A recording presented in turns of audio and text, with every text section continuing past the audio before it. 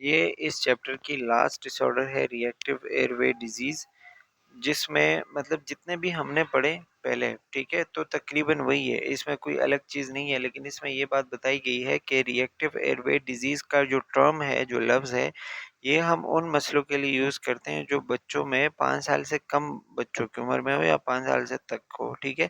उसमें हमें नहीं पता चल रहा होता है कि बच्चे को जो है वो जब खांसी हो रही होती है या वीज़िंग हो रही होती है, तो हमें नहीं पता चलता कि भाई इसमें असल में मसला क्या है, इसको अस्थमा है या ब्रोंकाइटिस है या फिर कोई दूसरा प्रॉब्लम है, एलर्जी है, ठीक है। तो ये जो है वो डिफरेंट चीज़ें उनमें हो सकती है, लेकिन हमें प्रॉपरली डायग्नोज नहीं हो पाता।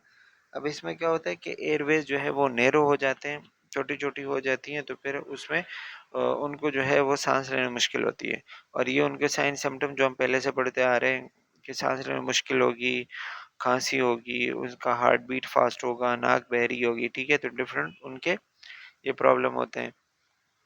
डायग्नोज में वो पल्स ऑक्सीमीटर, पल्स वगैरह, पल्स मतलब जो पल्स चेक करते हैं ना, उस चीज़ से हार्ट बीट फास्ट होगा, स्पायरोमेट्री एक वो लंग्स पल्मोनरी फंक्शन टेस्ट होता है, ठीक है, पीएफटी जिसको कहते हैं, तो उससे पता चलता है। म्यूकस सैंपल्स लेते हैं, ब्लड टेस्ट, चेस्ट एक्सरे, इन सारी चीज़ों से पता चलता है। ट्रीटमेंट कैसे करेंगे कि उनको ब्रोंकोडायलेटर्स देते हैं, डिफरेंट दवाई आती हैं जो कि ब्रोंक्यूल्स को डायलेट करवाती हैं, तो उनको हम कहते हैं ब्रोंकोडायलेटर्स।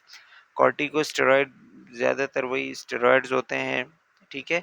ब्रीदिंग ट्रीटमेंट्स करवाते हैं, एंटीबायोटिक्स वगैरह या फिर डिफरेंट थेरेपीज़ होती हैं, और ऑक्सीजन अगर ज़रूरत पड़े तो दे देते हैं, ठीक है। प्रिवेंशन क्या होगा?